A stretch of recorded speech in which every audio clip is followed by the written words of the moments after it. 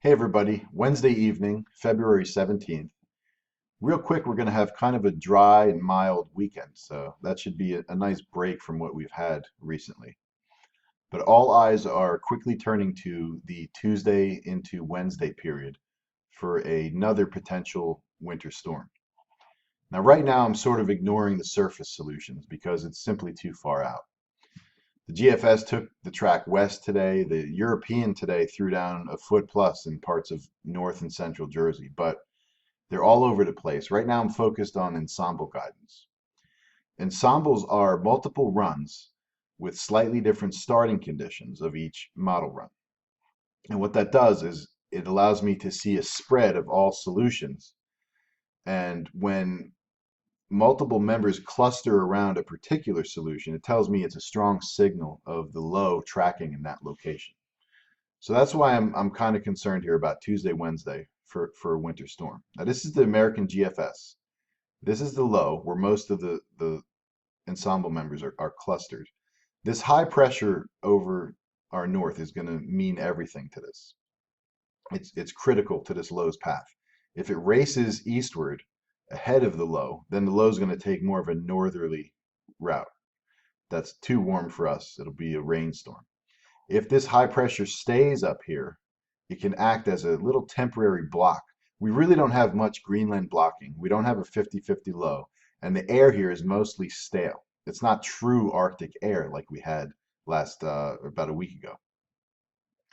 So on the ensembles, the low tracks offshore. That's a very favorable location for a mid-Atlantic and northeast winter storm. And European does the same thing. High pressure directly north of the low, which holds it slightly out to sea. That's a 998 over the benchmark. That's a pretty solid winter storm signal, in my opinion. So points northwest of the I-95 corridor, and in New Jersey we'll just call it the turnpike because, whoever designed the 95 passageway through Southwest Jersey and Trenton, I don't know. I don't know what happened there, but it goes like this and then it goes like that. We'll just draw a line from Boston down to DC and call that the I-95 corridor. Along and southeast of the 95 corridor, I'm not saying you're going to be all rain for this. I'm not saying you're going to be all snow. You'll probably be a mix. It might start as rain, end as snow. Who knows? What I am saying is that you have a lot working against you. As we're getting closer to March now, the sun is at a higher angle. And because it's at a higher angle, it can pierce through the clouds better and knock down accumulations at the surface, especially in a marginal temperature situation. Also, we're losing hours of dark. We're gaining hours of light. So for this to really happen for southeast of the I-95 corridor, you need a very powerful storm offshore, and most of the snowfall needs to fall during overnight hours. If the heaviest snowfall occurs at like 2, 3 in the afternoon and the sun's ripping down through the clouds, you'll see a lot of white rain. If I had a dime every time it was 33 degrees and snowing this winter, I'd have like 40 cents. So that's sort of been the theme for Southeast Jersey.